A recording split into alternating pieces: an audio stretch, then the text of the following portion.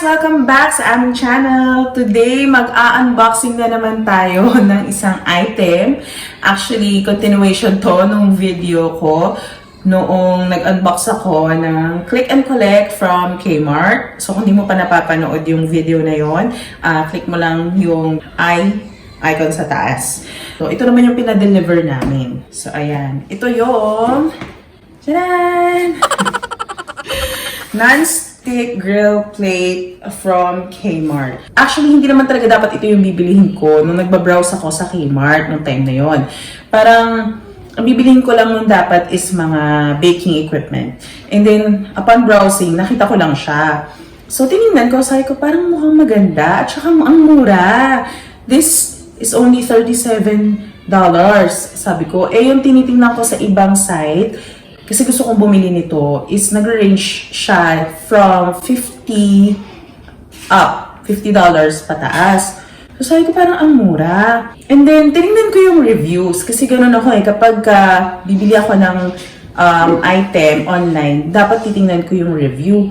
So, nung nakita ko yung reviews, ay ang daming good reviews, ang daming good feedback dito sa item na to.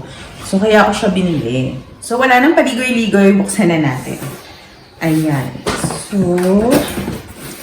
dapat gagamitin namin to nung birthday ko.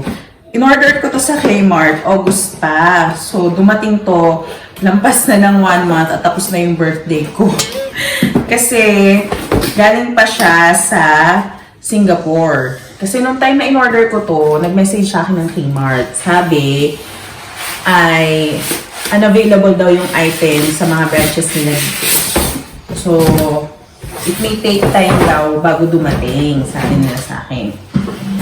Kasi, i-order pa daw nila sa Singapore, sa ibang bansa. Sabi ko, okay lang naman. Kung ganun. So, yan. Hinintay pa rin namin kasi nga gusto namin talagang bumili nito. Ako lang pala.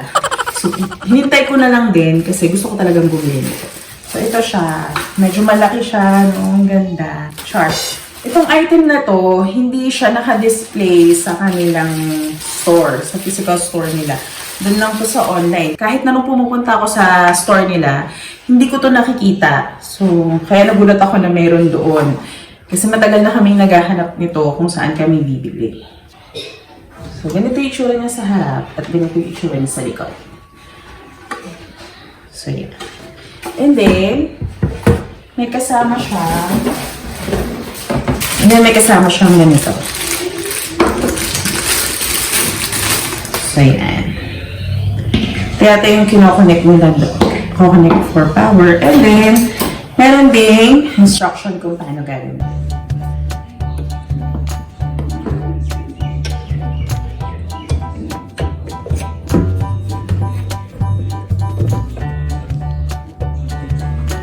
So, susubukan na natin gamitin to. Tingnan natin kung talagang makakaluto siya.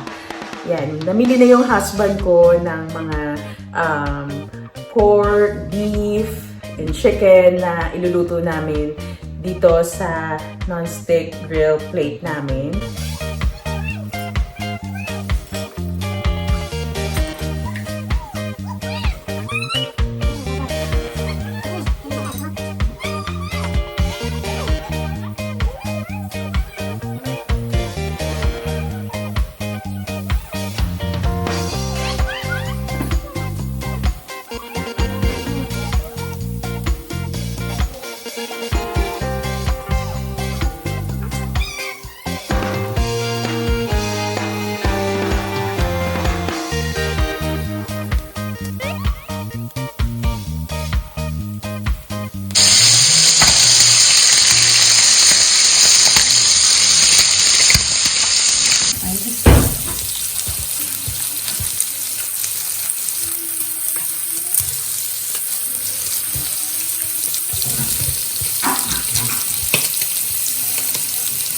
So, maganda naman yung size ng grill plate.